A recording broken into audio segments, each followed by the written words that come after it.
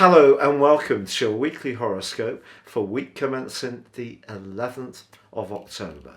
This is for the Sun or the Ascendant. Now I'm going to give you the major strands of this week as an overview and then dive deep for each individual zodiac sign. So please stay with me. Now the major news story this week is that Saturn, the ruler of time, Saturn is the Latin version of Kronos, the Greek god. Kronos, old, father, time. So Saturn governs the mechanics of things. It's very much to do with where we're applied, where we're disciplined, but it can also be about limitation and obstacles and contraction. And since the 23rd of May, Saturn has been retracing its steps in the sign of Aquarius, which of course it co-rules.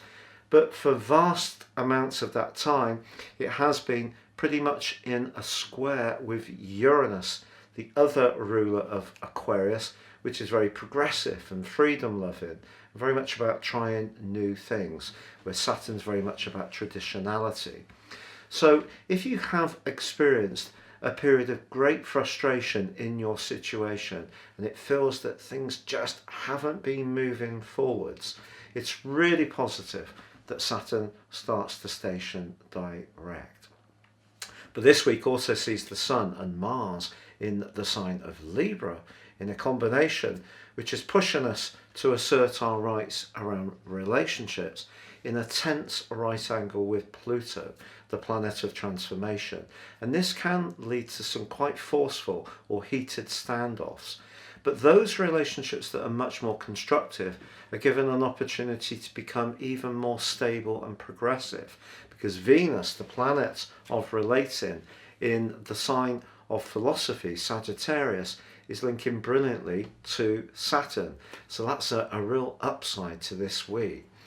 But there is a quarter moon which occurs on Wednesday, and this one is pretty close to Pluto, and it's the moon in Capricorn, and that's squaring to the Sun in the 7th house.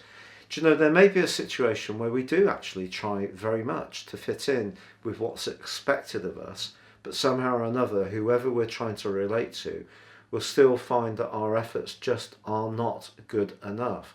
So expect to encounter someone who really is quite hard to please, and that could in itself be quite frustrating if we're really trying our best to be quite constructive.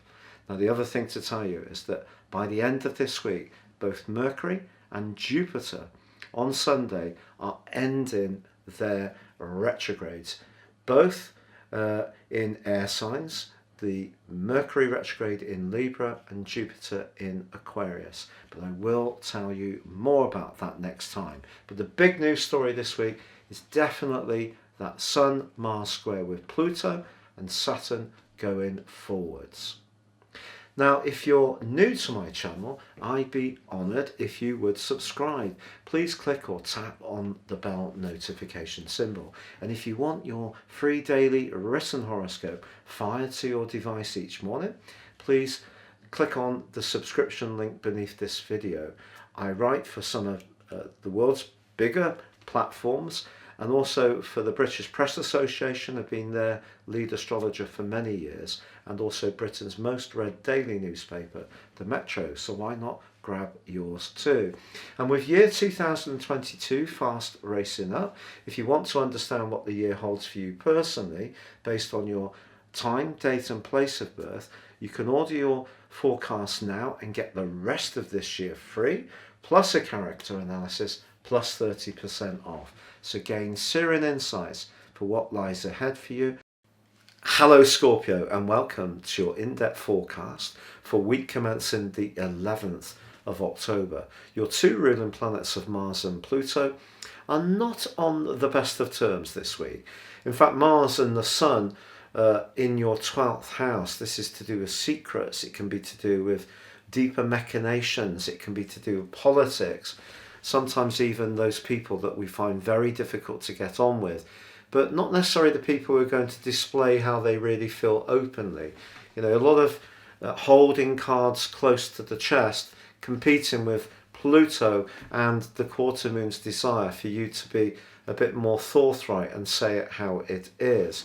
So I do feel that some gossip can be doing the rounds this week, which may be a little bit unedifying. Just don't add to it, don't get involved. Saturn in your sector of home and emotion, if there have been limitations around those areas since the 23rd of May, suddenly you're going to feel over the next week or so that things are so much sweeter, that things are finally starting to move forwards.